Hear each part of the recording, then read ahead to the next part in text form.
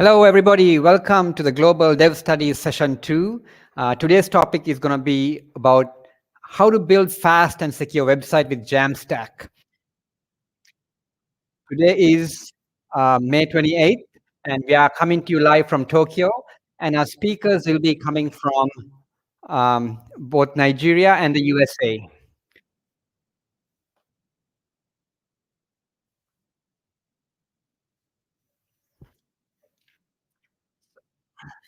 So a little bit about myself. My name is Kani. I'm the co-founder and the CEO of a coding bootcamp called Code Chrysalis here in Tokyo. My background before coming to Japan, I was in tech companies in Silicon Valley, but decided to do something completely different in education. Hence my move here. Today's event, a little bit about today's event. The event will share detailed methods of developing Jamstack and introduce examples of various practices of Jamstack in the field. We will teach you about Jamstack, what problems they solve, and what your choices are right now by international experts. So before we get started, I would like to go over a few items so that you know how to participate in this today's study group. So there are a couple of times you can ask questions. We will not interrupt the speakers. They will speak, and we will move on to the next speaker and the next speaker, 3 speakers in total.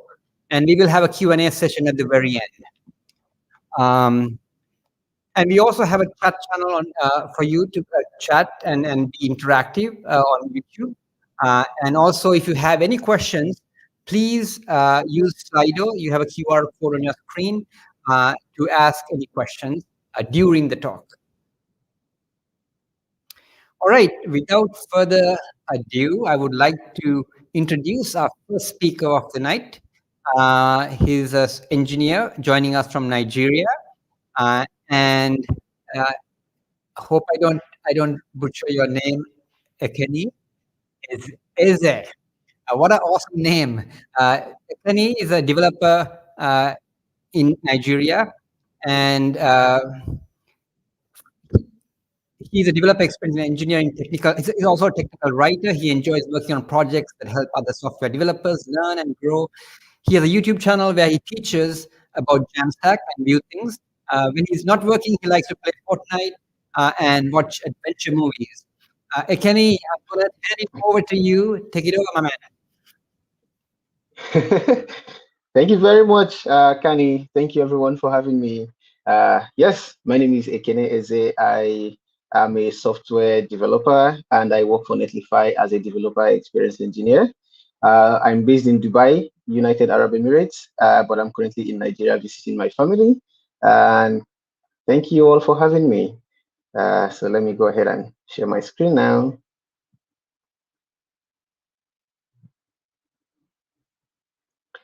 All right.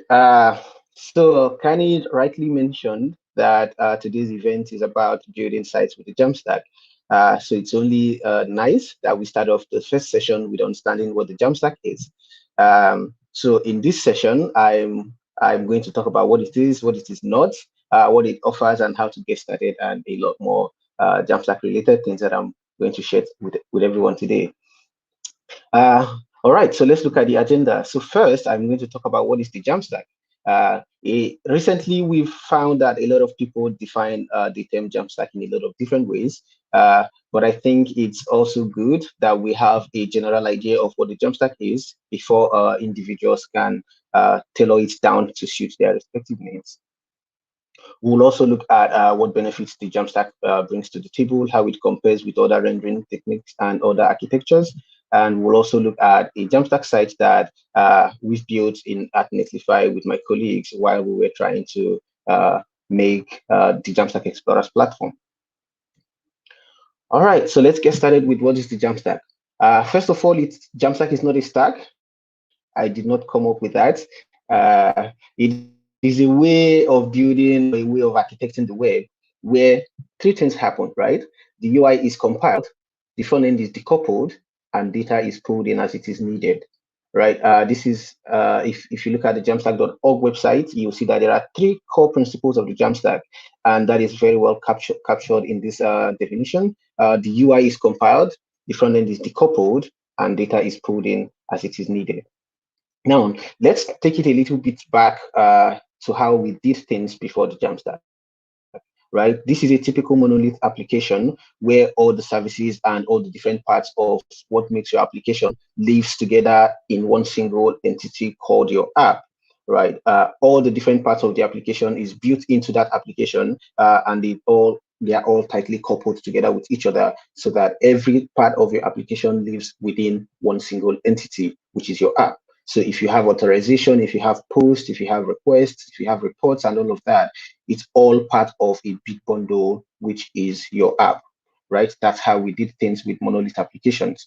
The challenges we had with that was that tightly coupling all of these things together into one big bundle called your app makes maintenance difficult. And that is because imagine that I'm working with Han and Kani on a project, and Kani makes a change somewhere, and then that's change, because it's coupled into every other part of the application, then it can lead to breaking changes in a lot of different places that we couldn't have anticipated, right?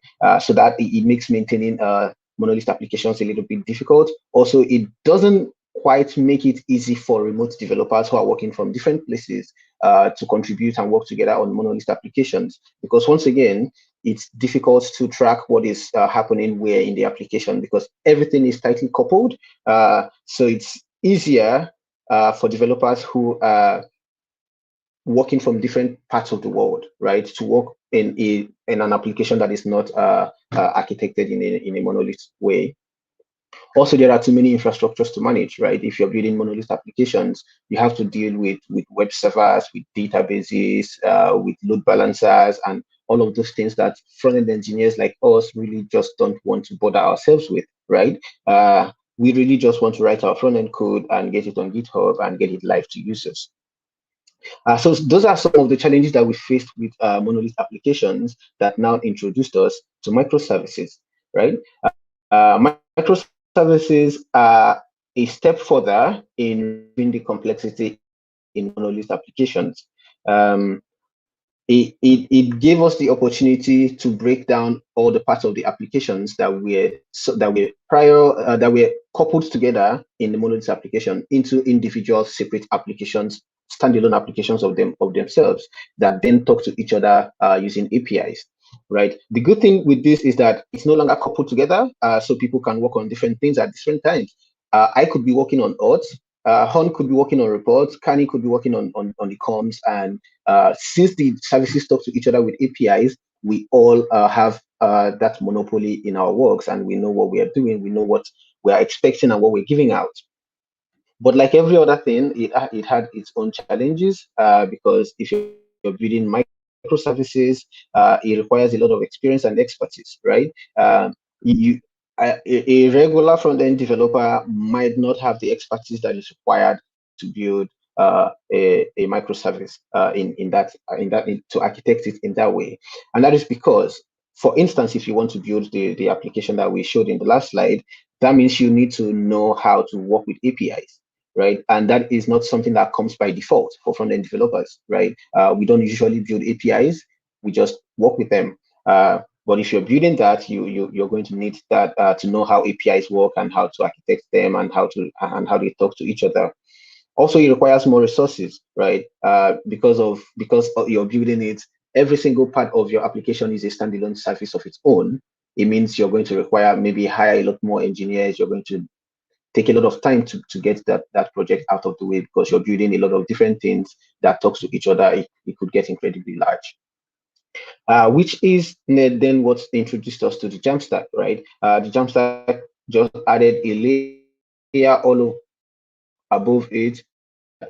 Can be your microservices that talk to each other. You can also have your regular front-end application, but at the end of the day, it will compile down to a statically generated file that is deployed to the CDN, where your users get all of those pages rendered to them. This is also Jamstack because there's that layer of statically generated pages that talk to each other with using APIs, but are statically generated so that when you deploy it to the CDN, it's also available to your users. And this is also the Jamstack. All right, moving on. Let's see how it compares to other ways that you deliver web services, web pages on the web. Let's start with server-side rendering, right? So server-side rendering this approach puts all of the work of generating and serving pages to the server, right?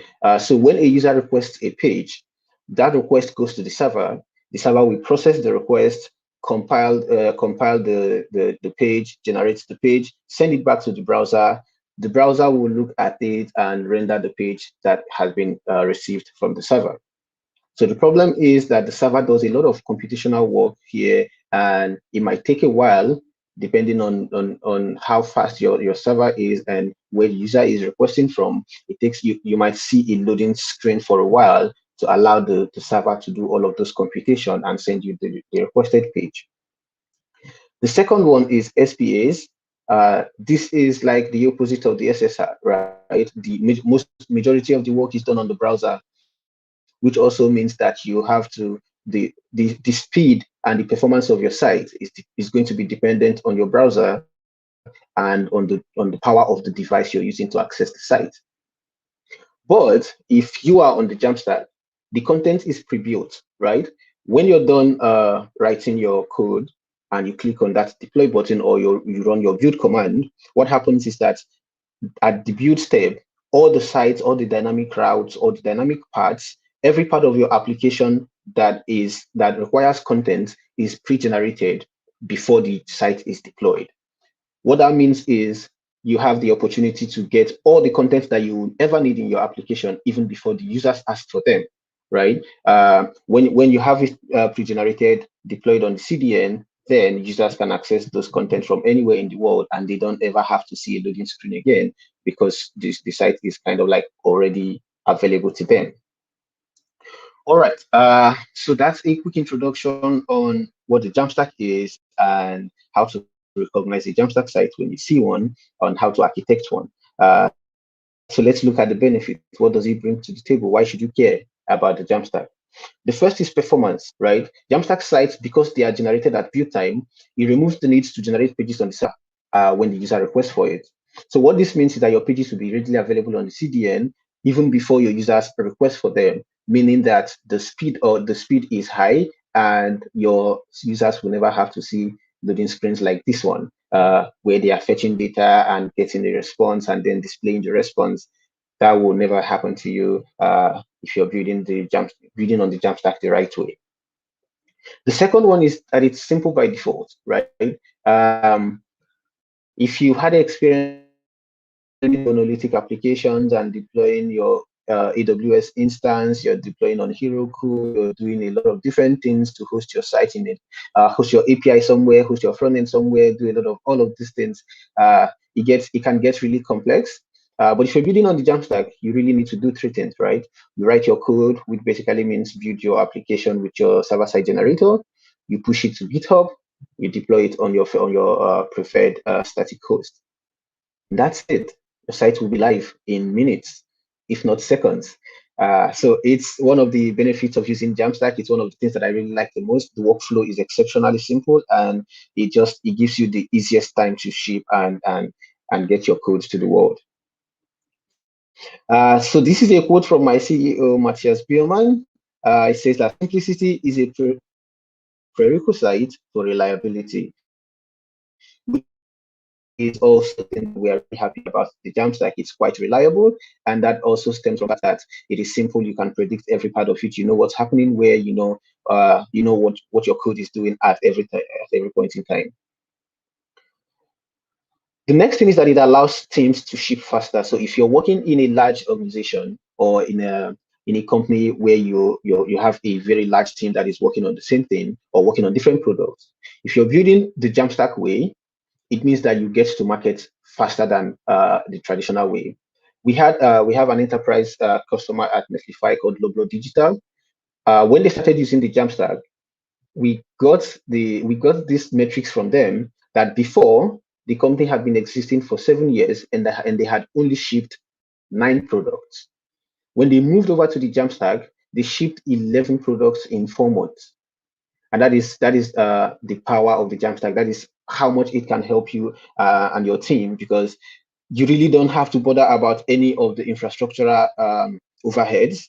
Basically, you just have to write your code, put it on GitHub, and ship it to the world. And that also applies to all your products and whatever you're building on the Jamstack that you'd like to get live. So this is Justin Watts. He worked as the director of engineering at Loblaw Digital at the time, and this quote from him that Netlify empowers our dev teams to get code into production quickly, no longer getting stuck with operational heavy lifting, which is exactly why Loblaw Digital was able to ship 11 products in a space of 4 months. Another one is that it's compared to traditional server architectures, you have far less infrastructure to worry about and consequently less fees to pay if you're working on the Jamstack, right? The only thing that you have to pay for is your build times, right? And if you build your Jamstack site the right way, your build times are going to be incredibly low, and you might find yourself never even having to pay at all, right?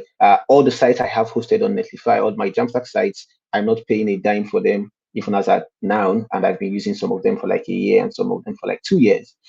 So depending on the size of your site, your build times might get very low, and you may never have to pay anything at all. If your site is large, then you can employ all of our large site techniques to reduce your build times and make sure that you're not paying so much. That is not the case when you're building monolithic applications or other types of applications that would require you to pay a lot of money for your servers, for your hosting, for infrastructural costs, and all of that. And a good example of this is Cornerstone, right? Cornerstone is a company that is currently running on the Jamstack, and they were able in confidence that they've saved it $180,000 per year just using the Jamstack.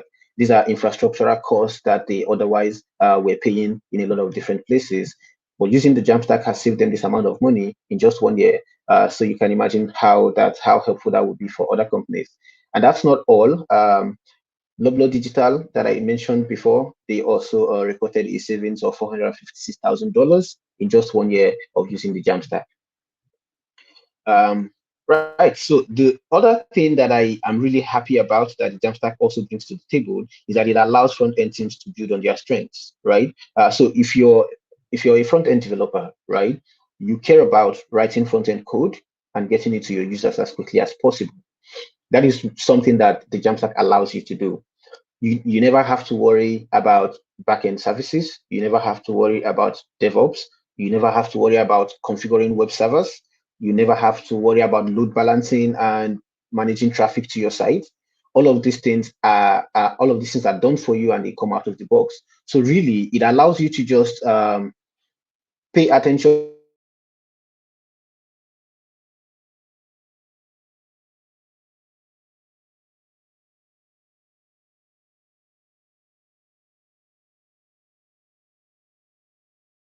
to your core skills.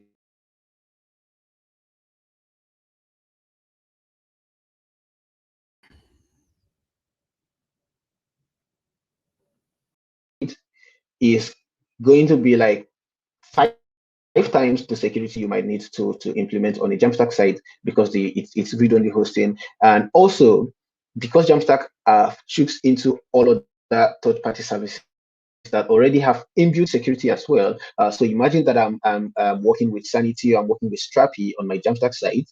Sanity and Strapi both all have security measures that are already put in place that are being managed by teams who put all their core attention to ensuring that that thing is secure. The same applies with when you're working with Cloudinary or when you're working with Hasura HQ. So that kind of like takes away the headache of worrying about security across all your sites, and you can just outsource that worry, that problem, to the third-party services you're using, who have already implemented a lot of amazing security measures to ensure that your site is highly secure. Yeah, so that's it. Let me walk you through some of the things that I've been talking about. When I joined Netlify back last year, one of the first projects I worked on was a Jamstack Explorers platform, which is a free learning platform where everyone can go to learn how to build with the Jamstack, right? We have a lot of courses that shows you how to build with Angular, how to build with Next.js, how to build with Nuxt, how to build with Eleventy, and the rest. So the platform we built what is called Jamstack Explorers. You can find it at explorers.netlify.com, and it's a learning platform. It's free. It has a ton of resources that you can learn. So to build this platform, we needed a content management system where we can store all of our resources, all our courses, all our videos, the instructor data, and all of that. We also needed a custom database. We used Hasura HQ for this because we needed to track the users' progress as they navigate through the platform, as they go from watching one mission to the next mission to the next. We want to track that. We want to track that progress so that we'll be able to reward our viewers accordingly. We needed to do video manipulations as well, right? Because a lot of different instructors are recording their courses with different dimensions in a lot of different screens, and we needed a way to unify that experience and ensure that we're enforcing consistency on all the video formats and the dimensions, and we are also manipulating videos on the fly and adding some kind of teasers at the beginning and at the end of every mission that gets uploaded on Jamstack Explorers. We needed a way to do all of that. And we also needed a way to do user authentication because we want people to get logged in so that we can track their progress across the site. So for our first need, for our content management system need, we used Sanity. And all we wanted to do is what you're seeing on this at the moment. We want to track that every mission that we have on the platform, we want to manage it in Sanity so that we have the mission data, we have all the videos that are attached to that mission, we have all the details of the instructor who recorded that mission, and all of those things, because we are also showing it on the site for users. So we used Sanity CMS to get this done. We have a database need as well. Like I mentioned earlier, we wanted to track user activities on the platform, right? So when users start watching a video, we want to know when they've started, we want to know when they've ended, we want to also know how much of the video they've watched at every point in time, so that we can certify them, give them their Jamstack Explorer certificates for completing all the courses that's required, and all of that. So we used Hasura HQ for this. Third, we needed to do video manipulations, right? So when we upload videos to Clary, we are dynamically manipulating those videos, changing the dimensions, adding subtitles to the videos, changing the formats to ensure that we are enforcing the same size of video across all screens and all of that. And it was a tricky one, but we were able to use Cloudinary's video manipulation features to get that out of the way. And lastly, I think we needed to find a way to add authentication to our Jamstack site. We wanted to authenticate users using their Netlify accounts. So all we did was use our OAuth APIs to get that out of the way. One other thing that is a popular misconception in the Jamstack ecosystem is that people tend to think that the Jamstack is only for static sites, right? But that's not true. Netlify functions can be used to do a lot of different things that will bring dynamic functionalities to your Jamstack applications, right? For instance, in the first version of the Jamstack Explorers platform, we used Netlify functions to communicate with Hasura for user activity records, right? That is this particular slide is just to try and demystify some of that concept that makes people feel that if you're building on the Jamstack, then you're only tied into building static sites that doesn't have any kind of dynamic functionalities. You can use serverless functions for that, and that is what we do with Netlify functions on the Explorers platform. We needed a way to communicate with Cloudinary to manipulate those videos on the fly as users are requesting for it and as they are watching it. And we were able to do that with Netlify functions as well. And the same goes for logging in and signing in users on the platform using our OAuth APIs. Now, in the next version of this site, we are going to use Hasura events to monitor user achievements. that's also a kind of communication with serverless functions that we have on our own end that will liaise with Hasura to make some of these things possible. We also want to power communications with Hasura webhooks for rewards monitoring, right? One thing we're doing on the site is when you're finished watching a video or a set of videos, then we want to get a hook triggered that will let us know that, oh, this user has finished watching so and so amount of videos, and then we will fire a reward that will give you some kind of reward, maybe some swags for your efforts and for watching all the videos. So that's also something we do with Netlify functions, adding all of those real-time dynamic functionalities to your Jamstack application. We will also communicate with Shopify APIs to generate discount code for the Netlify Swag store, where we'll be rewarding the users of the site. So these are some ways that you can add dynamic functionalities and real-time functionalities like authentication, video manipulation, and all of that, real-time database events into your Jamstack application to make it completely dynamic. So while we were doing that, what we learned was that we built a real-time user dashboard, right? If you go to the Explorer, if you sign up, you have a dashboard that monitors your activity all through the site as you watch videos. And we did this on a Jamstack site, right? We had a custom database that can do both GraphQL and REST, and it was implemented just in a few minutes. It didn't take us so much time to add custom databases to our Jamstack site, and we used Sanity for content management, which helped us kind of like organize all our data in a particular place that we can now use it and render on the different places we want it on the site. We did on-the-fly video manipulations with Cloudinary and user authentications with OAuth APIs. So the thing about building on the Jamstack is that people used to be skeptical about who is using this, how many people are doing this, is it widely acceptable? The answer is yes, right? We have a ton of enterprise users that you can find on jamstack.org/examples. Also, if you're feeling like you might be alone in this journey, if you go the Jamstack route, last year we celebrated over 1 million developers building on the Jamstack, right? And I'm happy to tell you that as of now, the number has probably doubled. So there's never a time where you will not, where you feel alone in the Jamstack ecosystem. So it's an amazing ecosystem of millions of developers and also open source projects. Like we have communities for headless CMSs, for static site generators, Nox, Next.js, Gridsom, Hugo, and the rest. Like it's a vibrant community of developers who are constantly building tools to make the experience better for everyone. So yeah, that's my introduction to the Jamstack talk. Thank you everyone for having me and for giving me the opportunity to speak with you all. If you want to talk to me again, I'm available on Twitter at Kenny_IO. And that's it from me. Thank you, everyone. All right. Thank you so much, Kenny. That was awesome. Since we have a little bit of time before our break, I want to ask you a few questions. First one, I heard that about 30% of the Jamstack developers are based in Nigeria. Is this true? and what is your thoughts on this?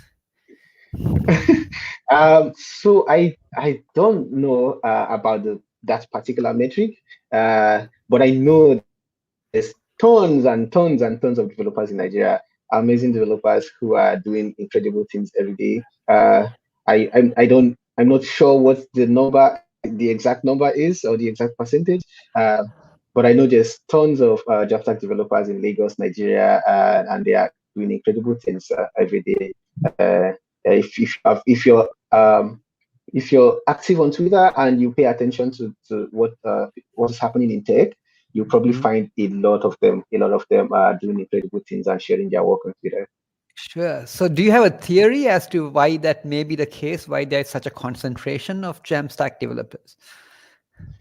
I think my theory would be that when we started off in tech in Nigeria, we started mostly on the front end part of tech. So Mhm. a lot of people, like at the time, almost everyone I knew in Nigeria was a front-end developer. And Mm. I think as the web progressed and the Jamstack model came into play, a lot of those people also kind of adopted Jamstack. Mhm. And because it was already a familiar territory, they were already doing front end before that.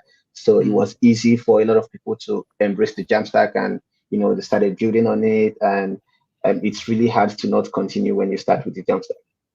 I see. I see. So it sounds very similar to how front end developers who knew JavaScript moved on to Node just because it's the same language, and it allowed them to kind of go into the back end and build full stack applications because they already knew JavaScript. And now this is allowing them to go further and use the Jamstack to well, Yes. it's not a stack, but Jam to do Yeah. this to build applications this way. All right. Yeah. Thank Yeah. you very much. Kenny-san, as they would say in Japan, we will bring you back for our last Q&A session. Mhm. And for the people in our audience, we will be now showing a video about Forkwell. Please enjoy the video. We will be returning back after a short break at 8:15 p.m. JST. So that's exactly in about 15 minutes from now. So enjoy, sit back, enjoy the video, and we'll be back to you at 8:15 p.m. Thank you. Thank you, Hello everyone. guys, I am Yuki Shigemoto from Forkwell. In this video, I will be talking about an engineer with freedom and a confined engineer. Let's begin. So what is the property of a confined engineer? It is simply the mismatch between market assessment and internal assessment. For example, jobs you want to do might not come your way, or your reception might not increase if your internal assessment is lower than your market assessment. Or, if your market assessment is lower than your internal assessment, you may have acquired a skill set that cannot be displayed in a different developing environment.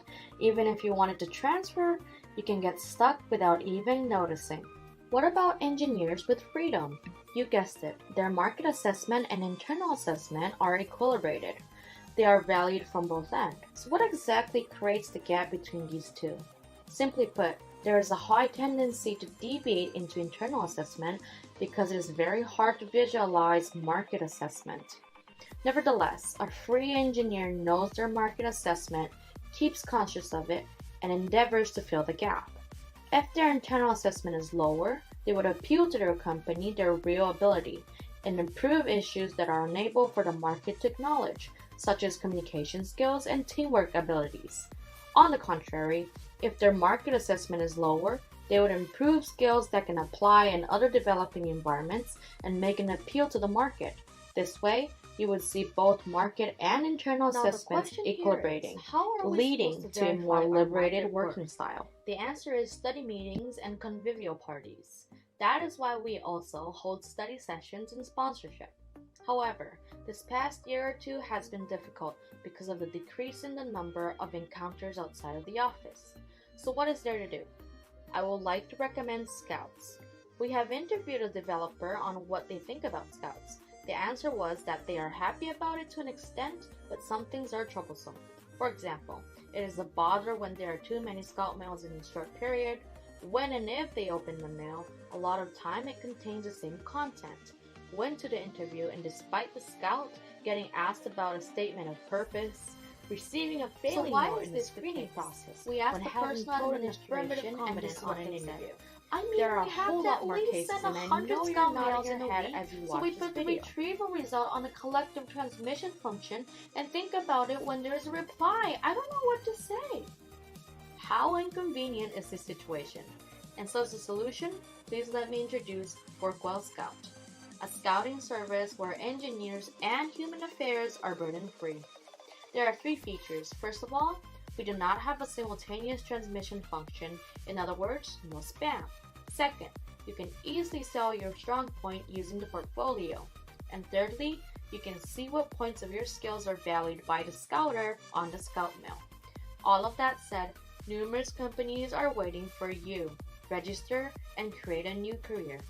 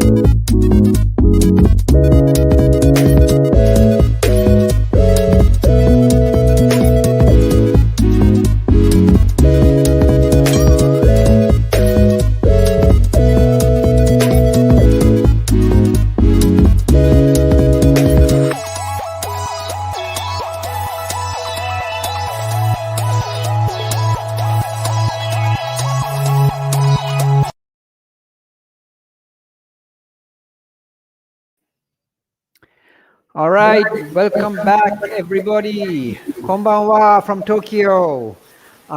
We have our next speaker, Christopher Pecoraro, Yes, presenting us perfect. from Florida. And it's not good evening, I'm sure it's good morning for you. Yes. All right, so Christopher is, as I mentioned, from Florida. He has been a senior software developer, speaker, and an open source enthusiast since 1999, with experience in software development with a focus on web applications, apps, and content management systems. Christopher, without further delay, I'm going to pass the mic over to you, and yoroshiku onegai shimasu. Thank you. Thank you very much. Let me share my screen here. There we go. So yeah, thank you very much. And, thanks to Akeni, because he set the stage here for my talk, talking a little bit about Netlify Insanity, which we'll see more of here shortly. As he said, I'm currently living in Orlando, Florida, and it's early morning for me here. But I stayed up all night. I was so excited. Today, we're going to see a case study using the Jamstack. As I said, my name is Christopher Pecoraro, and who am I? As he mentioned, I'm a software developer since 1999, focused on web development. I've been working with the Jamstack since 2019. I write articles for Sanity. I am a Gatsby community member, and I've been using Netlify since 2019. I also write books. I'm an author, so I wrote Jumpstart Jamstack Development a few months ago with my close friend Vincenzo Gambino in Italy. So we worked through several lockdowns. It was an interesting experience. And then previously I wrote also a book called Mastering Laravel. So today and in every conference, we will hear many definitions of what the Jamstack is. So today I will say that the Jamstack is a stack, but not specific technologies, but various technologies which decouple the traditional monolithic content management system into separate applications, frameworks, and APIs. In our case study today, we will look at 3 parts of the Jamstack. One is the hosting, or the continuous integration and continuous delivery pipeline, the headless content management system, because it is headless because there is no presentation involved with the system. And the third part is the static site generator, which actually, of course, generates the static website. The technologies involved today will be Netlify, which we just heard about, and Sanity for the headless CMS, and also Gatsby or Gatsby.js for the static site generator. Okay, so at the web address, sanity.io create is a collection of starter projects used to build a website or a web app. This combines the Sanity headless CMS with Gatsby, which uses the React.js framework and JavaScript, or, for example, Next.js, which also uses React and JavaScript, Sapper, which uses Svelte and JavaScript. But we're not limited to JavaScript. For example, there is an integration that I wrote using Jigsaw, which is a Laravel-based PHP static site generator. So this is sanity.io/create or create.sanity.io. And these are official starter kits, starter projects. It's not simply a template. It's actually a kit it's actually a project that will do all of the difficult part of building the project for us, so that we don't have to deal with trying to install all of the software and deal with so many of the issues that initially we have to deal with. So step 1 is to set up the backend part of the project. So we will sign into Sanity and pick a name for our project. So I will go with Jamstack. I just learned yesterday.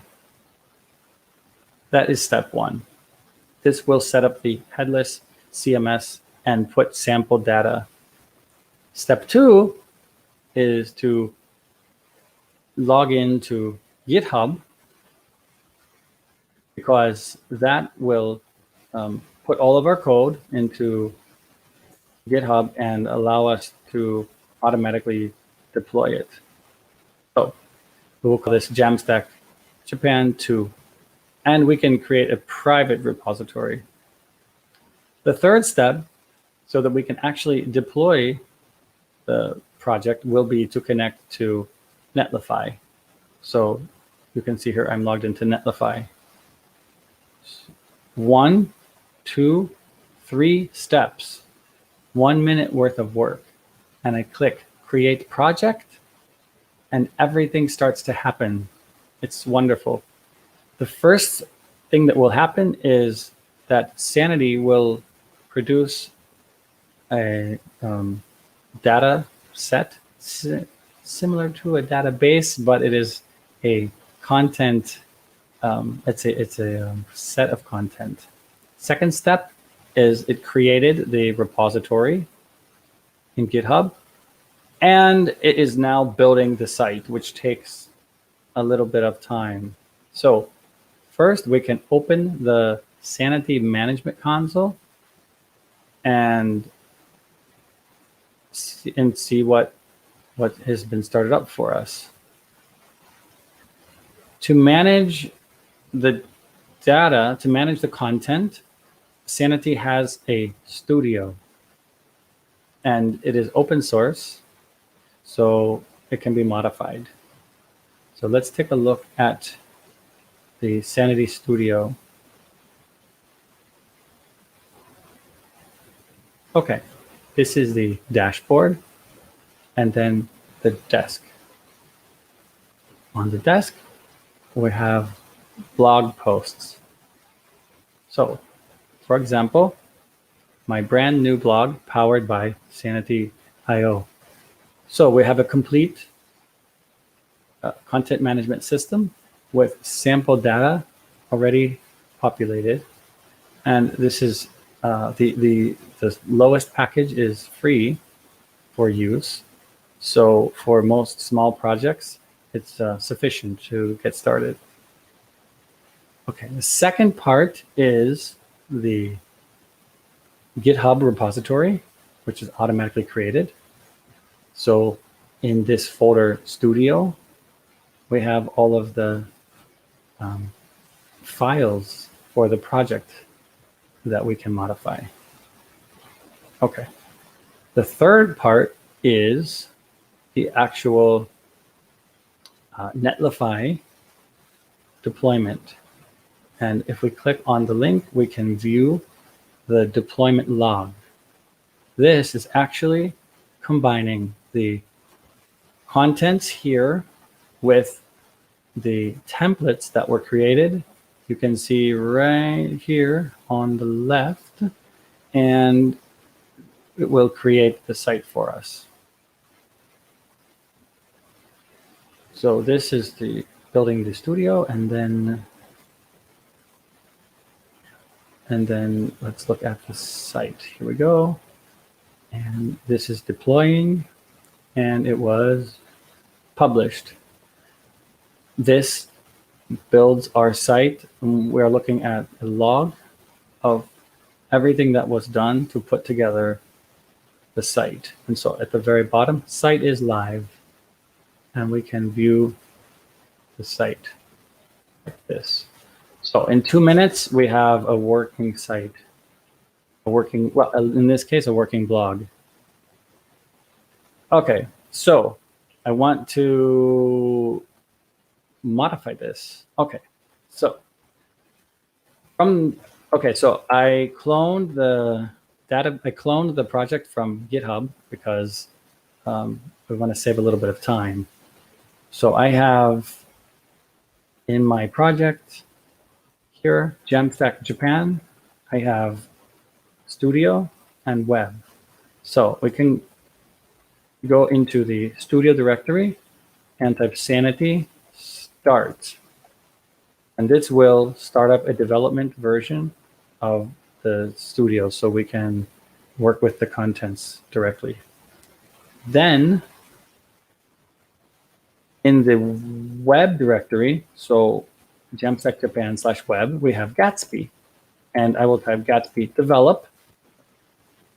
And this will start up the static site generator in development mode. And when it's finished compiling, we will have at the address localhost 3333 Sanity Studio running. So we can work with the contents in a development environment. So we can see it building here. Take a little bit of time. Then also at localhost colon 8000, we will also see the Gatsby site being built in development mode, which is what it's doing right now. This is Gatsby building things locally, and this is Sanity starting up the studio.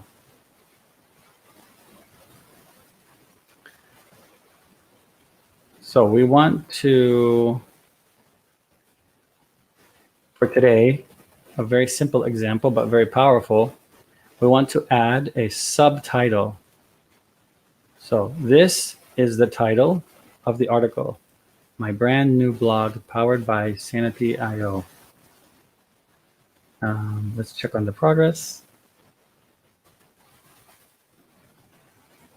And we want to add a subtitle here. So Sanity has a concept of schemas.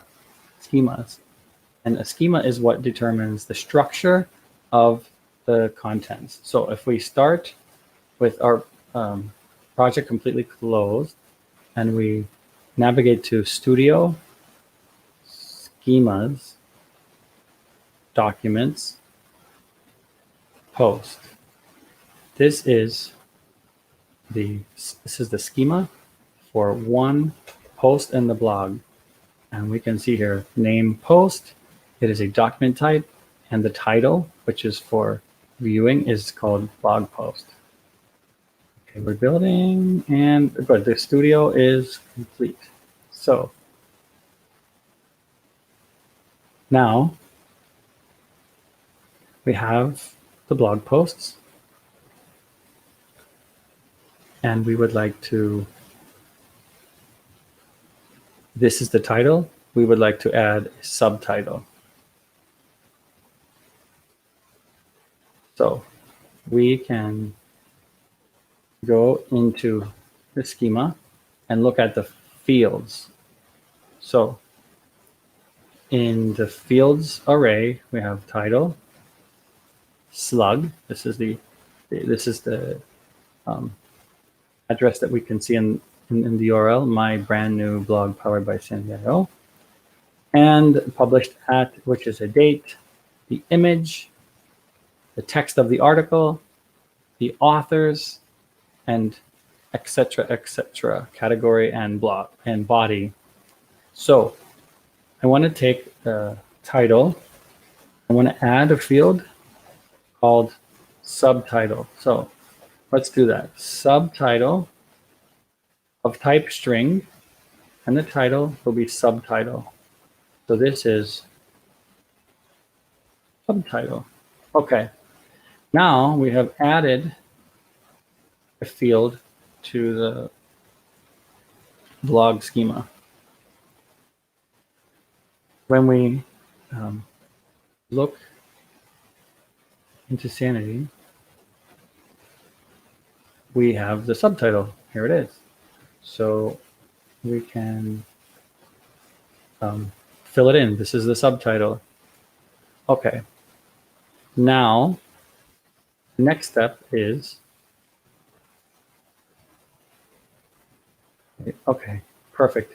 You can now view blog with Gatsby Web in the browser at localhost 8000.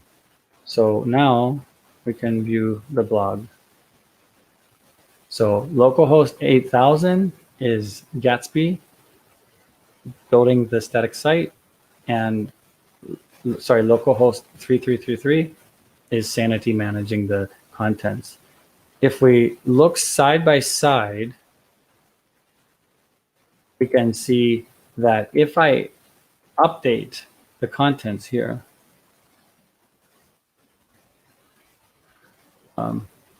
since we're in development mode, the development instance will instantly handle the changes, which is very nice because we have not even published this article. So we can see on the front end exactly what is happening.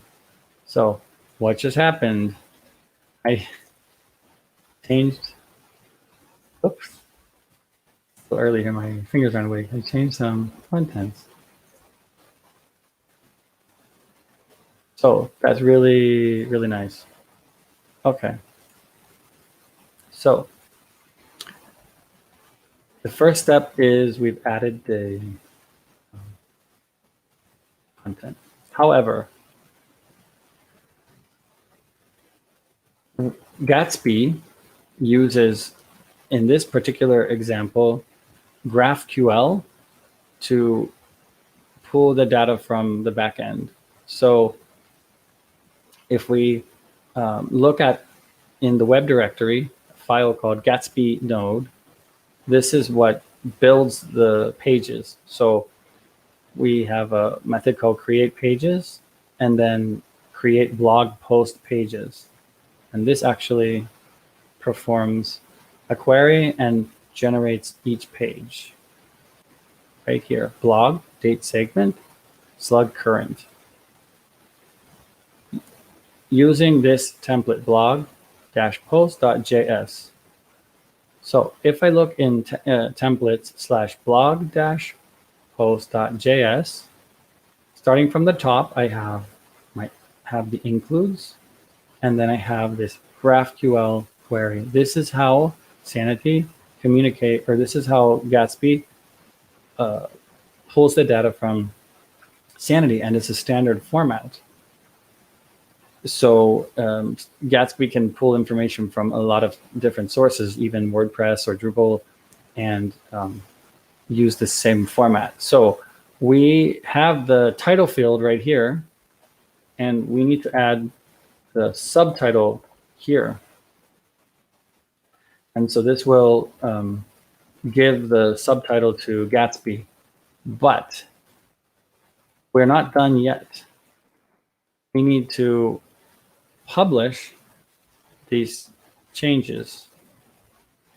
So Sanity GraphQL deploy, this will deploy the changes to the schema to the GraphQL schema that Gatsby will be able to work with. Okay, then Gatsby should be able to see the changes.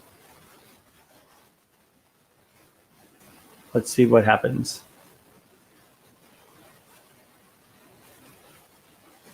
Okay, nothing yet, because we need to add it to the template. So in this file, we have the GraphQL. Then now we have our main template. So blog post template. And now we have a return statement. And this is JSX code. So if we now look at the blog post component,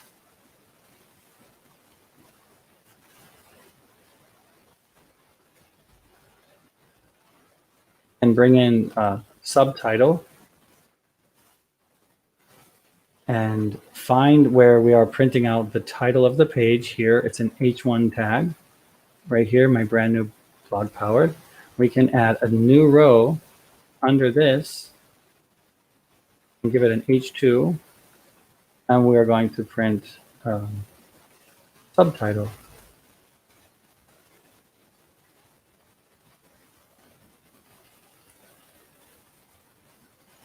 And there it is. Wonderful.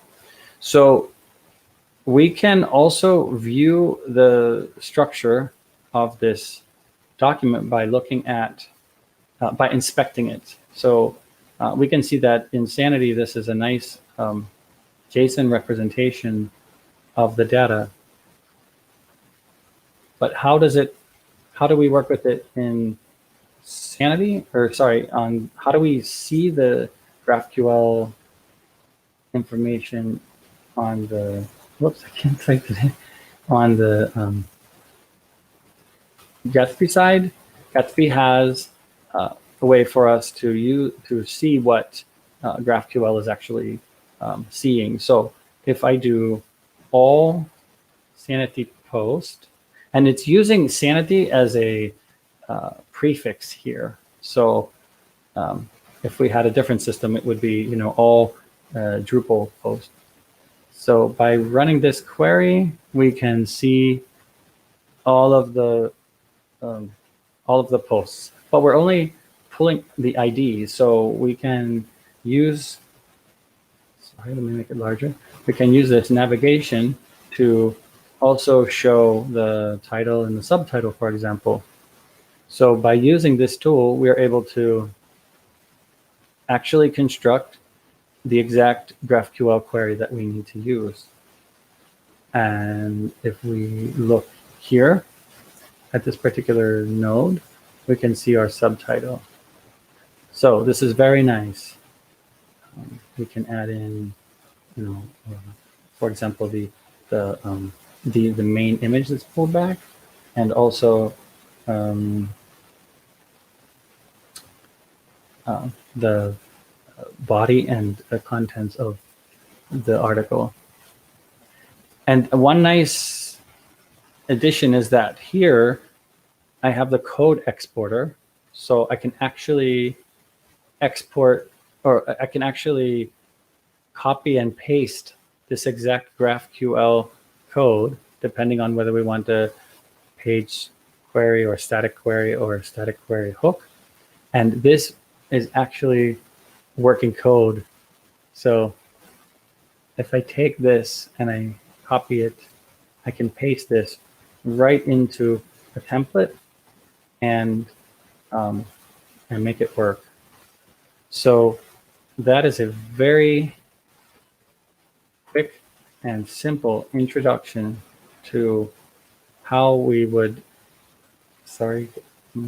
how we would build a blog in Gatsby using Sanity as the headlet CMS and the Netlify continuous integration and continuous delivery pipeline for content modification. And so that's pretty much it. And I think it can be much easier than that. I've only spent about 10 or 15 minutes, and we already have a workable blog. As Akeni said, the introductory plan for Netlify is free for use, and also Sanity, so you can not really have to spend anything and build a very simple blog or portfolio. Or if you look through this list, there are other, there's an events starter kit and also some specialized ones as well. And so that's pretty amazing.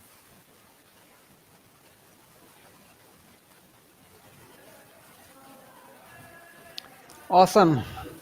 Thank you very much, Christopher. Oh, you're welcome. That was very enlightening, and try to go through slowly. yeah, and not to mention with very little sleep or no sleep today. Arigatou gozaimasu. All right, very cool. We are going to move on to the next speaker, who's also standing by from the USA. Colby joins us from Pennsylvania.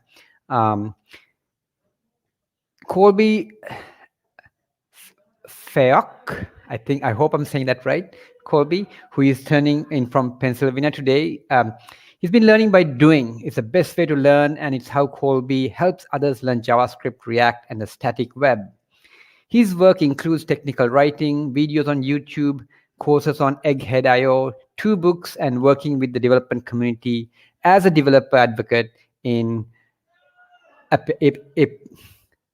Applet Tools. All right, Colby, how are you doing today? Good morning to you too. Good. Good morning and good afternoon. How are you doing? Very well. It's easy for me. It's only 8 p.m., but it's what, 7:15 or 8:15 in the morning for you? Yeah, a little bit earlier than I'm used to, but I'm here and I'm ready to go. Awesome. All right, take it away, and we look forward to your talk. Awesome. Sounds great. Thank you.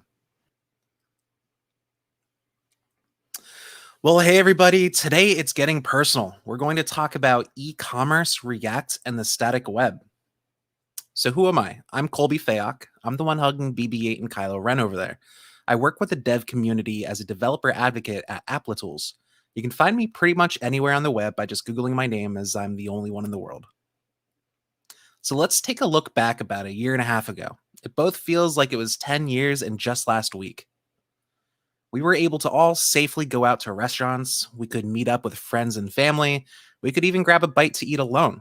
I don't think any of us expected that 2020 would be the year that we'd meet a pandemic. I know I expected 2020 to be the best year ever. But that's realistically what happened. Stores and restaurants started shutting down because they couldn't support the decline in business. I lost my favorite restaurant in Virginia, and I was really hoping to hit it up one last time before I moved up to Pennsylvania. Luckily, some restaurants were able to sustain themselves. Between apps like Uber Eats and Instacart, here as some of the examples in the US, we've been able to attempt to have normal lives, but at home. Restaurants have also attempted to offer curbside pickup for themselves, but this can be really hard for business owners, especially if they're not used to fulfilling orders this way. Because we have options out there like DoorDash and Uber Eats, these restaurants could quickly start accepting orders online without dealing with the infrastructure. Unfortunately, these services tend to cut deep into the restaurant's profits. This makes it a little bit challenging for them, but this most certainly helped some restaurants stay afloat. The reason some of these restaurants had the opportunity to save their business is because of e-commerce. Small brick and mortar mom and pop shops might have over 50 years of business experience, but when you're in a lockdown, a lot of those in-person advantages start to fade away. So let's talk about e-commerce. The concept of e-commerce probably isn't new for anybody, but it's the act of buying and selling on the internet. Whether you're buying a t-shirt for your favorite TV show, or buying some food from a local restaurant, or even filling a prescription, e-commerce gives us a way to buy things without ever leaving our home. And it's not slowing down. We saw a huge amount of growth in 2020 because of, well, the obvious, but more and more people are getting comfortable with buying online. And in the middle of a pandemic, more and more people need to buy online. On top of that, more services are making it even easier to buy online. As developers, we're the backbone of this growth. Every online store has a single developer or a huge team of developers that built that experience. We're the ones that give people the ability to buy things online. That makes it compelling to have a general understanding of how it works. Now, I would bet that most of you probably have purchased at least one thing from a website before contributing to that growth chart. E-commerce shouldn't really be new to anyone, but I'd like to talk about how we look at e-commerce from a developer perspective. What are some of the challenges of e-commerce? Back to our product page, beyond the typical layout like the branding and the navigation, we have some critical components of our page.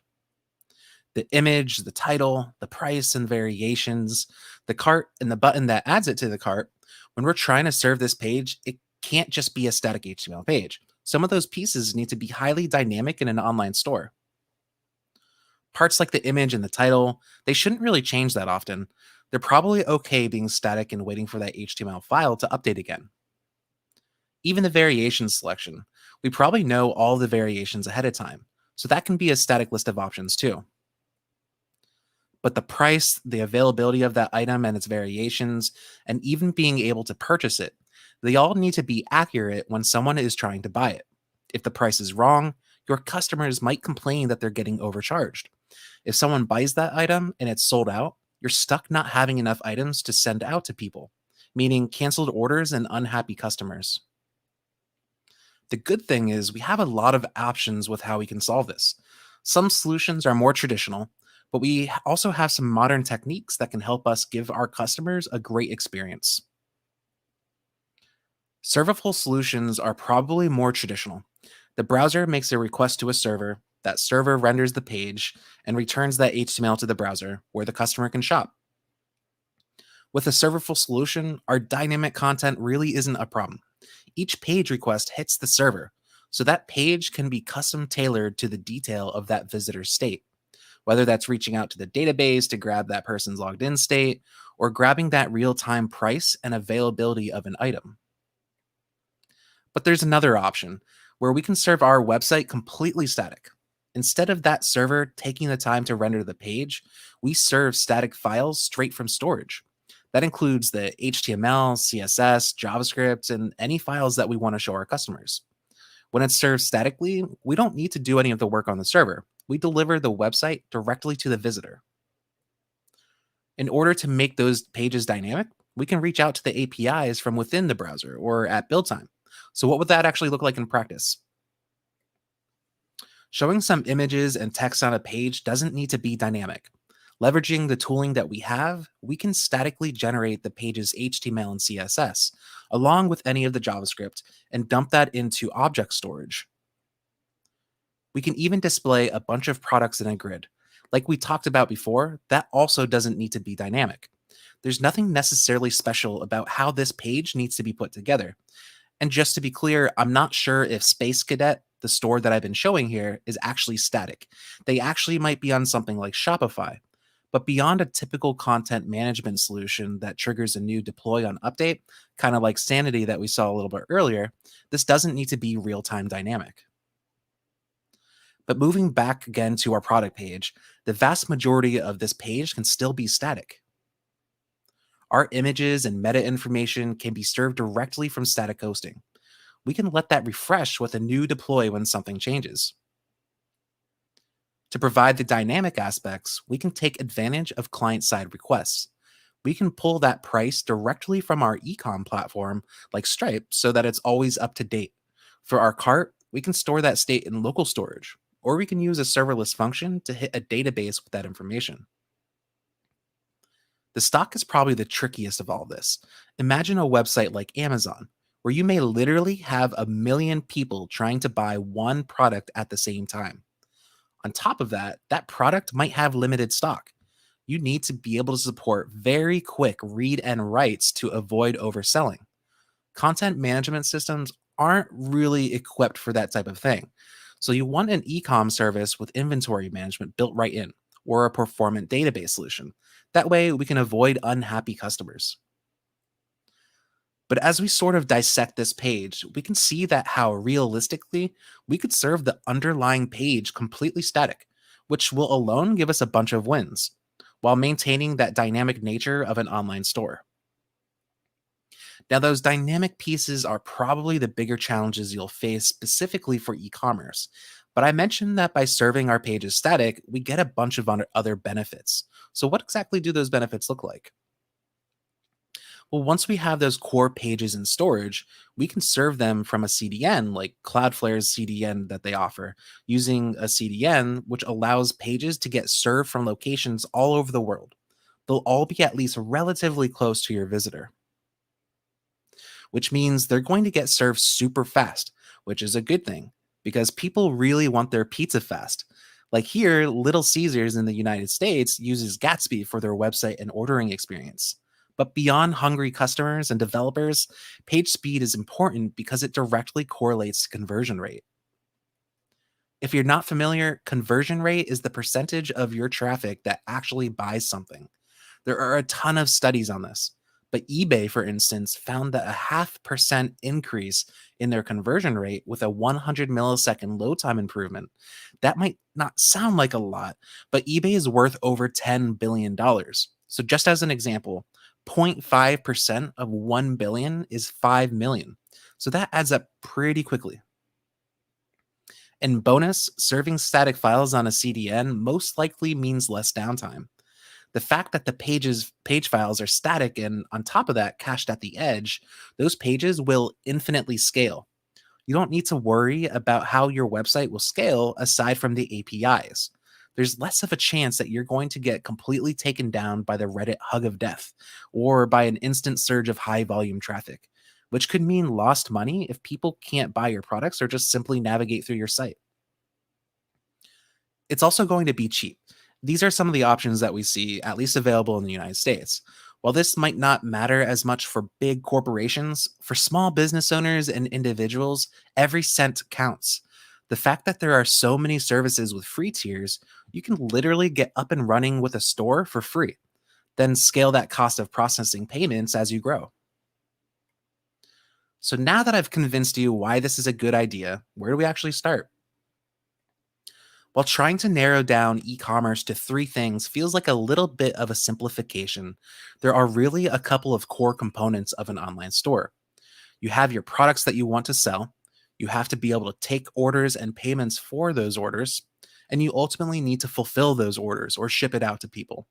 These three all work together to provide the goal of being able to sell things online and get them to the person who purchased them. First off, in order to have a store, you need to sell something. What products do you actually want to sell in your store? Your products are the first thing your customers will see when they visit your store. Where are you going to store all that information about the products? Are you going to use a content management system like Sandy or a JSON file locally in your project? How are you going to show those products? Maybe you only have a few products on one page, or maybe you have an entire catalog with search. While most of the heavy lifting of an online store happens in the background, you first need to have an idea about what products you're trying to sell and how much they each cost. That way, you can give your customers some options for what they can actually buy. Second, when selling something, you need to be able to take people's money. How are you going to take orders and payments for those products? Once your customers find what they want, they'll need to pay for it. Are you going to interface directly with a payment processor? Are you going to create a bunch of forms and take that information? Or are you going to use a service that handles all of the checkout details for you? Taking payments and dealing with addresses is very complicated, even more so when you start to deal with international customers. These are sensitive parts of an online store that need to be handled with care. Building this all out yourself is definitely doable, but it's not something you want to take lightly. Regardless, though, you need to figure out how to securely take payments for your store and relate those payments to an order. And third, after someone picked out what they want, you really need to take their money. And how are you going to actually deliver your product to your customers? Is this a digital product that you can email or let somebody download? If so, how will that work? There are a bunch of integrations you can use. It's not perfect, but I use a mix of Stripe API and an email service for my ebooks. Not every platform, though, makes it super easy to have a customizable end-to-end flow. If it's a physical product, do you need shipping information? Who's going to pack up that product and ship it for you? Some e-com platforms will handle this for you, but a lot won't. Once you take somebody's payment, you're on the hook to get them what they paid for. You need to make sure that that fulfillment process is working smoothly. And while all these are critical pieces to building an online store, we're really going to focus on the first two pieces. There's a lot of software and technology that can even handle the fulfillment. There are even options for embedding that software in your online store and emails so that your customers are getting a personalized experience. But as developers, more often than not, we're concerned about how we get products up on a landing page and how we can actually let people buy those products. So we're going to focus on that today. So with that said, we need to figure out what our stack is going to look like. What are we going to actually build our store on top of? Well, as we talked a little bit earlier, there are a ton of serverless solutions. You could spin up your own with completely custom infrastructure. That's exactly the type of system I worked with at ThinkGeek on top of a good old Perl codebase. But in modern times, a lot more powerful e-commerce platforms have risen up. Shopify, for instance, is a super powerful solution. It comes with an all-inclusive feature set. This lets you do a lot of stuff with just Shopify alone, like complete product management, page creation, and checkout. But if you're a new business or you're building a project for your portfolio, this is going to come with a hefty price tag. And this isn't only for Shopify. Most vendors like Shopify will have similar price tags. Another familiar solution is WordPress. You can use tools like WooCommerce, which are really popular in the WordPress ecosystem. With it, you can easily sell products on your website. But with WooCommerce or any serverless solution, you'll likely have to maintain your servers, which frequently have costs involved. Again, similar to Shopify, these are great, powerful solutions, but I just convinced you that we want to build this out statically, right? And we're not looking to spend a bunch of money to spin up our very first store. Which brings me back to the static apps. One of the cool things about the dev and the Jamstack communities is there are a ton of vendors who offer free tiers for devs like us that just want to get started. This applies to whether you're spinning up your own sticker store or building your portfolio. There are e-commerce services that can handle things like payments. They can take a percentage of the transaction rather than a monthly cost. That means you'll only have to pay money if you make money. To start, we need to manage our products somewhere. This is where we can take advantage of our headless CMS, where we could pull those products in at compile time and load that static metadata that we were talking about before. In my case, I use WordPress for my spacejelly.dev website. I know WordPress isn't the most popular solution in the modern bleeding edge world, but it's working really well in my case, and it's a common platform if you're building this out for somebody else. There are also a ton of other great options available. Another cool thing about the Jamstack community is there's a ton of services available, making it likely that you can find one that fits your need. You'll also then need to manage both taking payments, but also being able to have people add products to a cart. One example that's at least available here in the US is Snipcart, which is a drop-in solution that lets you easily add a shopping cart to pretty much any type of website. Once you add in the Snipcart script from their CDN, you literally just need to add some class names and data attributes to your product data. And this doesn't apply only to static sites. You can really drop this script into any kind of page. But once you do, you pretty much immediately have a shopping cart on your website backed by their platform. This includes the entire checkout process. This is a really great solution if you don't want to spend a lot of time and effort with the shopping cart logic. It can be a bear, and this makes it really easy. I actually use it for my spacejelly.dev site. It also includes things like inventory management and payment processing. You can avoid having to deal with manually keeping track of your stock. Snipcart and other e-commerce platforms will handle that for you. You also have a lot of other options. Like if you want to dig in a little bit deeper and work on a custom solution, you can use your favorite framework like Next.js or Gatsby.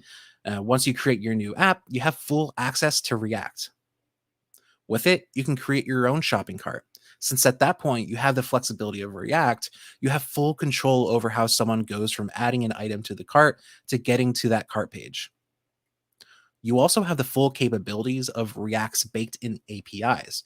You can manage your own shopping cart state with React's useState hook. You can make that state global with the Context API. That way, you can provide the exact experience you want for your customers.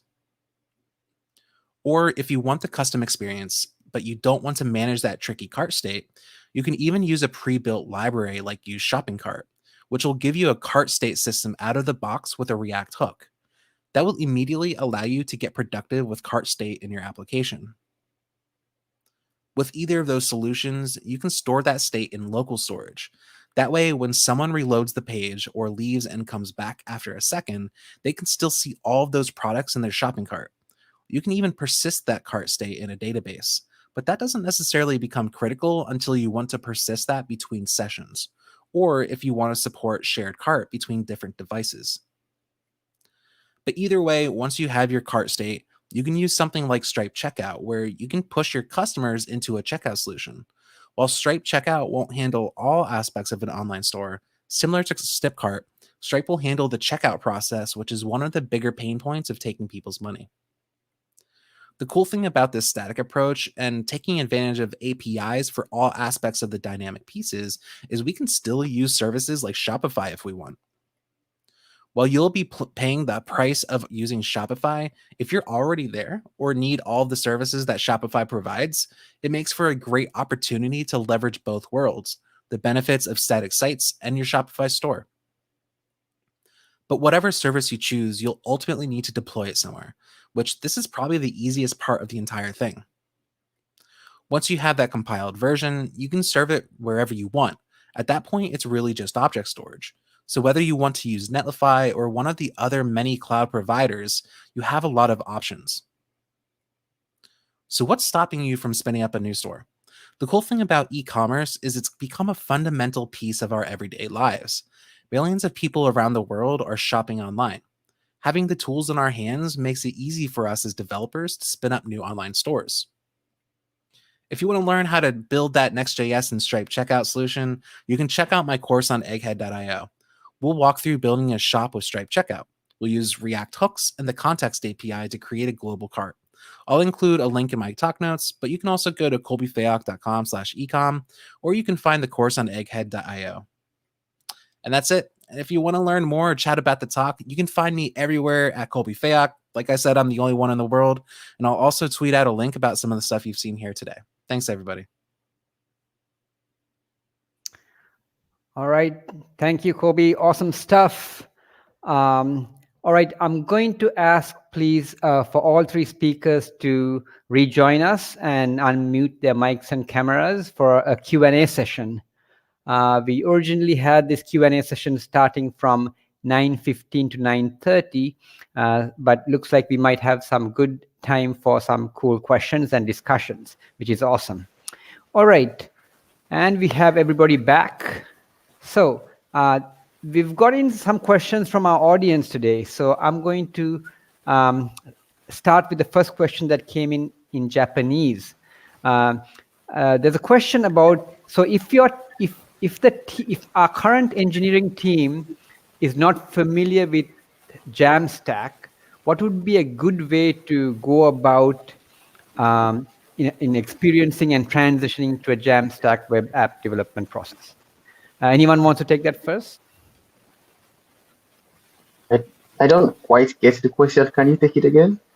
Yeah. So assume that you have no experience at all whatsoever with Jamstack, but you want to get into it. As a dev team, what would some recommendations be in kind of exploring and transitioning into a more Jamstack web app development? I can start. Okay. Or unless, All right, Colby. Yeah. So I think one of the great things about Jamstack sites is you can take advantage of an API or headless approach. So just for instance, if you're currently on a Ruby on Rails system, you can set up your Rails server to be a dedicated API where you're going to access those same business logic endpoints that you would inside of your rendered application on the server side and just hit those inside of your front end. So you're really decoupling those two pieces. But then at that point, whether you stay on your Rails application or move to something else, you're really able to manage those two pieces independently. Cool. Yeah, great. I think that's a fantastic answer, Colby. Also, if you're looking to move to the Jamstack, let's just say that there's a ton of resources on migration to the Jamstack that is already available, right? That you can leverage to take advantage of all the people who already did that. There are a lot of enterprises who have gradually migrated to the Jamstack, and there are case studies detailing all of that process for anyone who wants to go through the same route to take advantage of. There are resources, basically, is my answer to the question that people need to know when they want to migrate to the Jamstack. Okay, awesome. Christopher, do you have anything to add to that? Yeah, I think that, I mean, I also switched from, I was working in the Laravel PHP framework. So, you know, server heavy type applications. It definitely requires a paradigm shift because, you know, you don't have all of this code running on the server when you generate every page, right? So it took me, you know, several months to like have in my mind that, you know, there is this build process that, you know, that occurs that essentially is, you know, backend code and then a second pass that it basically simulates what the actual browser is doing. So for example, if you have like a YouTube snippet, you have to you have to have the page generate or process that JavaScript code to produce the final snippet. And then the pages are static, and I mean they're actually files, right? So all of the processing that you would have, for example, in a single page application, needs to be done with JavaScript and you know, Ajax through like Axios and things like that. So it's, you know, I think it's just trying to go through this process of understanding that, you know, we're shifting everything away from this massive synchronous request to the server, getting back data and producing the page to, I've already got the pages. And now I, you know, have to think about the real-time interaction. So it's I think a process that is not, you know, easy for us older developers. So awesome. No, thank you very much, guys. You're welcome. And so from the talks today too, it was pretty evident, like when it is a good time to use Jamstack.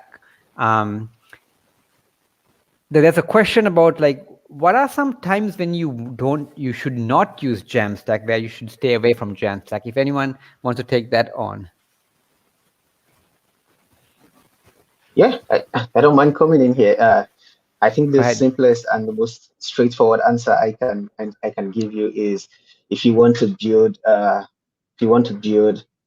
Twitter, for instance, you should probably not be building it on the Jamstack, right? I mean, you can, but then at the end of the day, you would find other tools, other architectures that is best suited for that kind of application, right? So there's no one size fits all solution as long as I'm concerned. I think people should really just try and identify what it is they're trying to solve for, what you're trying to build, and then go forward for what technologies are best suited for it.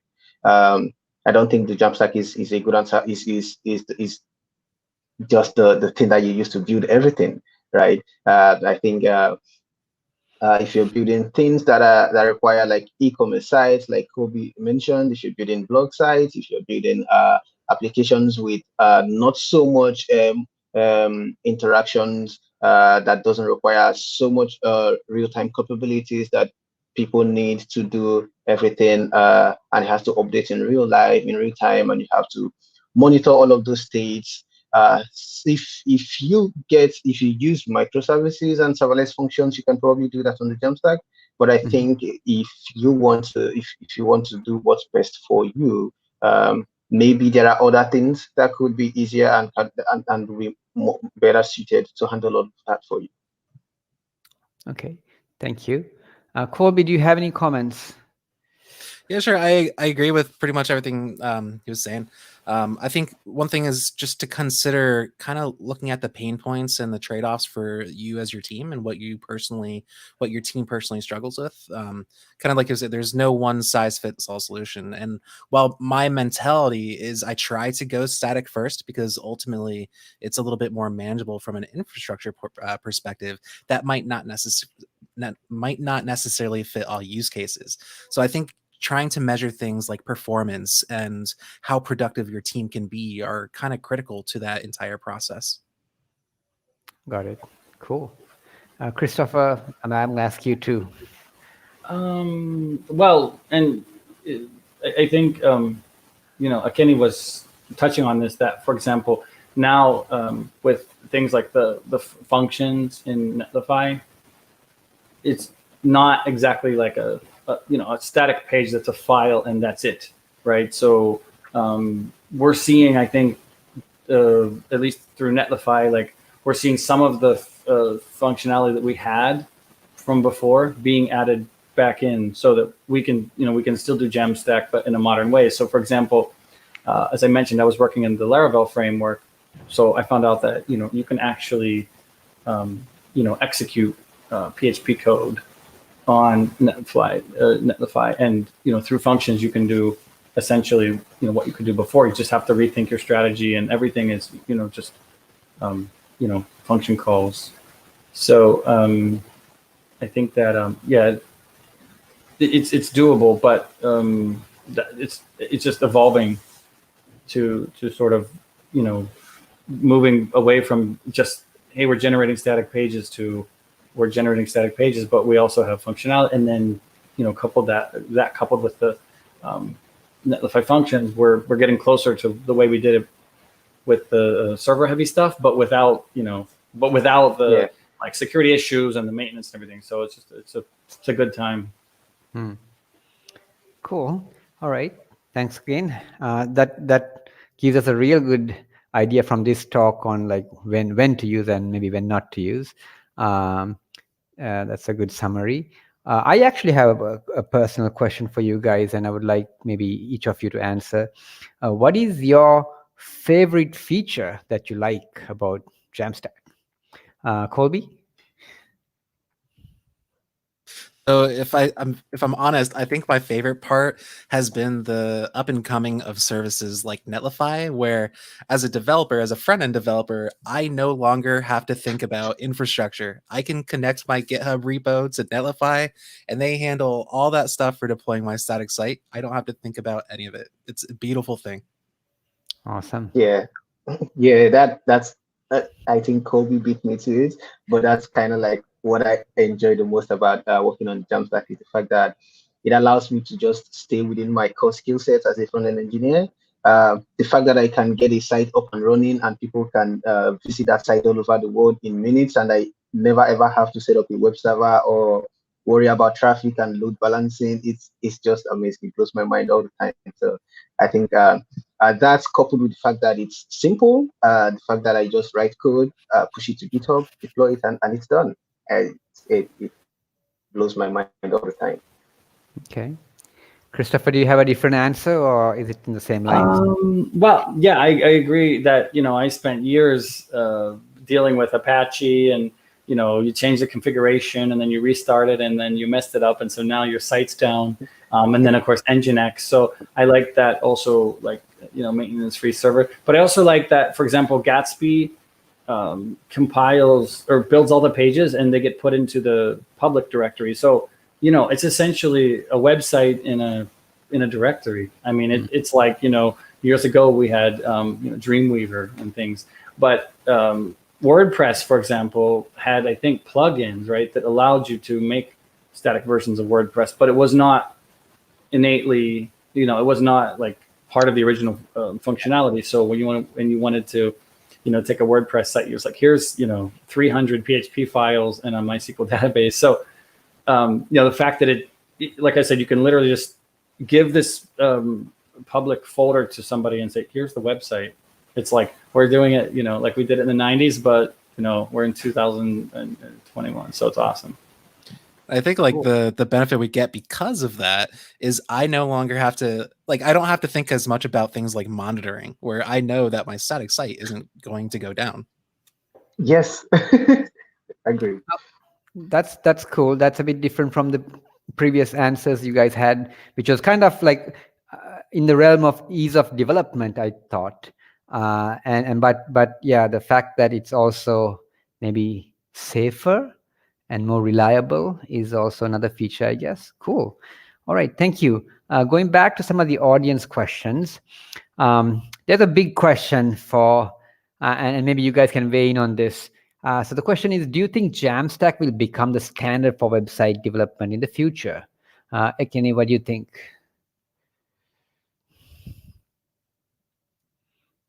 Good. Oh, sorry, my mic was muted. All right. I think yes. It is going to, the way I see it, continuously evolving and becoming more powerful and gaining the ability to do a lot more different things. The Jamstack has evolved a lot from inception. It's not what it used to be. Now it's capable of doing a lot more incredible things that from the start we didn't think was possible. So I think this is where the web is headed, and I think it's still going to be the standard in the future. At this point, with the RFC that Netlify just put out about distributed persistent rendering, it basically makes almost all the things that we thought impossible possible on the Jamstack, right? So I think with that level of innovation coming up and people from the community, all the host of server-side generators building out new tools, headless CMSs doing their things, and all of the community coming together, constantly improving the Jamstack and making things better. I think it can only get better. Okay. Anyone else want to chime in? So do you think you guys think, So I agree with pretty much what Gain said. I think the only thing additionally is I think, as it continues to evolve, I think until I think at a point, because our technology is going to keep evolving as well. Like when we get to the point where server-side rendering might be even more performant than static sites, like maybe we'll start to see a shift back. But at this point in time, there's a lot of compelling reasons to serve a site statically. So when I originally pitched my book on the Jamstack to the publisher back in towards the end of 2019, they were like, it might be a little bit early. And, what we use is like trends.google.com, and you can put a term in and, sort of see how that search term increases in terms of like, how much it's been searched. And, clearly there is the same sort of, increase that we see with a lot of new like frameworks and things when they're searching. The only problem though is that with the pandemic, every search term, everything took a little bit of a dip. So that sort of reflects things like lockdowns. So I suppose now we need to just watch the next couple months and see if the trend continues to go up. But I mean, we assume that it will, just like the stock market. It went down and everything's recovering.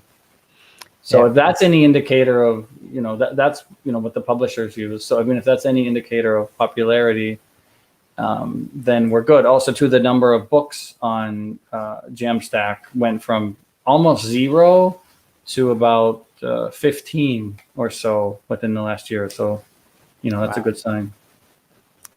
Cool. Was it Jeff Atwood in 2007 who said, any application that can be written in JavaScript will eventually be written in JavaScript, also known as the Atwood's law? I find maybe it's something like that's happening here with Jamstack, isn't it? Like because anything that can be done in Jamstack is kind of being written in Jamstack. Kind of is for the feeling I get from your conversations too. Cool. All right, moving on to a different question. Let me see what's a good question here. Okay, this is more about the practices that you guys perform when creating Jamstack applications, but can you share some Jamstack best practices? Maybe I'll point that to Christopher first.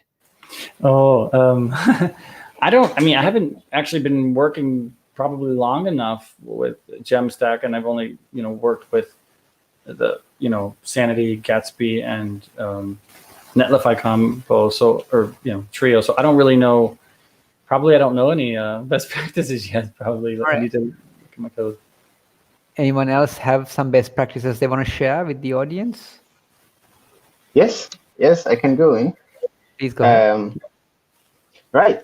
So this is probably going to be in relation to one of the questions that I saw on the list, which is how do you handle large traffic on the Jamstack? And that is something that I know comes to you by default. In my experience, I've not had to do anything separate to handle large sites on large traffic on the Jamstack, because it scales by itself, right? That is because all your sites is built, generated, and put on the CDN, which is literally all over the world. And the more you get, the more your CDN will serve pages to your users wherever they are. So you never ever have to worry about traffic, right? The COVID tracking project was created, and overnight it had about 1 million or more. Just between the time that it was deployed and the time that the creator woke up the following morning, he had over 1 million site visits, and they never had to do anything different to handle that traffic, right? So that's something that the Jamstack kind of helps you with. You don't ever have to do things differently to handle traffic. It comes by default, and that's also one of the Jamstack best practices. Put all of your site on the CDN so that it's available to people all over the world. Another thing is, if you are building on the Jamstack, something that I don't see a lot of people do is take advantage of the things we call the build hooks, right? Netlify has that, and that's a way of telling your site when to rebuild or when to regenerate a different thing, or maybe if for instance your content is coming from Sanity or Strapi, and you just put up a new blog post, and the moment you click publish on Sanity, you probably want your site to just get updated immediately, and new blog post. That said, I also think the audience will benefit a lot from knowing there are actually some documented best practices for the Jamstack. So if they are thinking about it, if you go to jamstack.org/best practices, you'll get a lot of the documented best practices that you should be paying attention to as you're building on the Jamstack. Great. All right. Let me take one or two more questions here. Yeah, this at a very high level, I can understand why someone's asking this question. What are the differences between Jamstack applications and a single page application, SPA? Colby, do you want to take that? Sure. So the biggest difference is a traditional single page application. It still may be a Jamstack application, but the difference is it's rendering off of that one single index.html file, where the Jamstack application will traditionally build out all the pages. So that might include /about/index.html and /products/index.html, right? So it's building out that entire tree of pages and pre-rendering all of those, as opposed to that one single file. And you get a lot of benefits from that with things like SEO and generally performance for when people are trying to visit your site.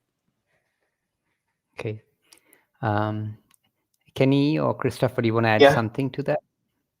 Yeah, I think that's fantastic. Kobe, well done. Cool. All right. Let me see. I think we have time for maybe just one or two more questions. This is awesome that we have Q&A time, extra Q&A time. So let me see. So actually, I have a question. So Jamstack, right? I mean, stands for JavaScript APIs and markups, right? And when someone talks about a mean stack, it's very specific. It's Mongo, Express, Angular, and Node. When we say Jamstack, I mean, every time we're like, okay, so what are you using? And I know, Kenny, you did a good job of describing kind of at a high level what Jam is. But how do you, when you get this question, like what are you're building, when you say you're building an app with Jamstack, how do you quickly get to explaining what you're using? Yeah, okay. So the thing about the Jamstack is that it's an ecosystem of different tools, right? Take, for instance, I want to build a blog. I could I like building with Vue.js, so I could probably use a Nox static site generator and Strapi for my content management. That's a Jamstack site that I'm building. If Christopher wanted to build the same, he might probably go with Gatsby and Sanity as a content management system. Kobe can do his own in an entirely different way, right? So that's why in my definition of the Jamstack, I did mention that the Jamstack is not a stack. It's not a definition of tools that you have to use to do something. It's just a way of building the web, right? And that way basically means build your site in such a way that it can be statically generated, it can be deployed to a CDN, and you can serve it to users, and you have to ensure that it is decoupled from backend services, right? So Jamstack is not like the mean stack or the LAMP stack. It's just a way of building the web, which you can do with a multitude of tools in the ecosystem, depending on your preference. Awesome. I love that answer. Anyone else? Anything they want to add? Nope. That's a pretty complete answer. Just like you said, I mean, sometimes you have one tool that you love in terms of like, this tool manages the content in a very good way, but I don't like the way that, renders the page. So obviously, through GraphQL and JSON, right? These like standards, ideally you can just, switch out one of the two pieces and not have to worry about replacing a massive monolithic system. So, yeah. All right. Thank you. Let's see. I have a public service announcement to make before we wrap up, but I think we have time for just one last question. Let me ask if anyone, any of the speakers would like to pick a question that you see here, or I've been picking all the questions. So I'm wondering if there's something that you really want to answer. And if so, first come, first serve, go for it.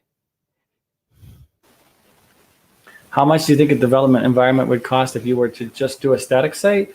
Well, for the basic versions of at least Netlify and Sanity, there's no cost at all. I mean, in general, you're limited to 1 or 2 developers and maybe 1 or 2. Well, in the Sanity world, it's like data sets. And then, you know, as you scale up, it might be $200 or $300 per month. So a few $1,000s a year for something, you know, larger or with many users. But I mean, it's still really affordable. All right. Thank you so much, guys. So it's very unfortunate, but all good things must come to an end.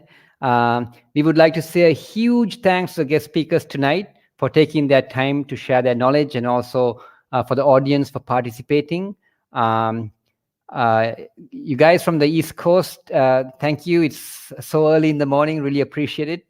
And we have some very special news for our next study group that I want to present you today to the audience. So the next session, the Global Dev Study 3, will actually be held on June 26th at 2 a.m. to 3 p.m. Japan time.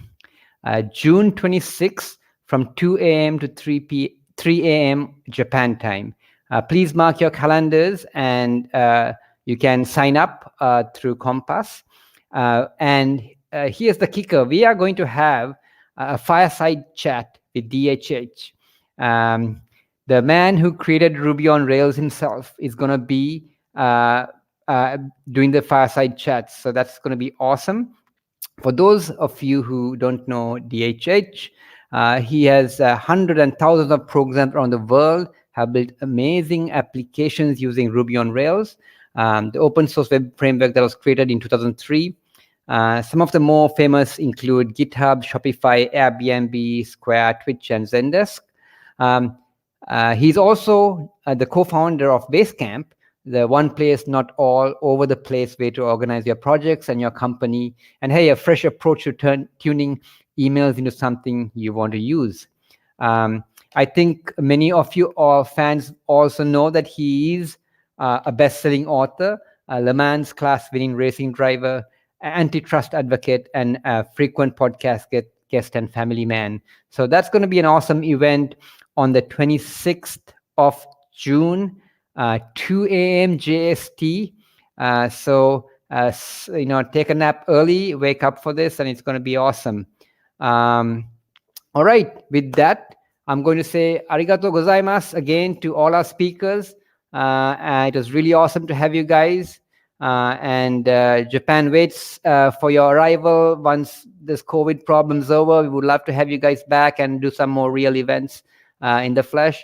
But until then, thanks again, and good night, everybody. Thank you. Thank you. Night, Thank you. Thank you so Arigato. much.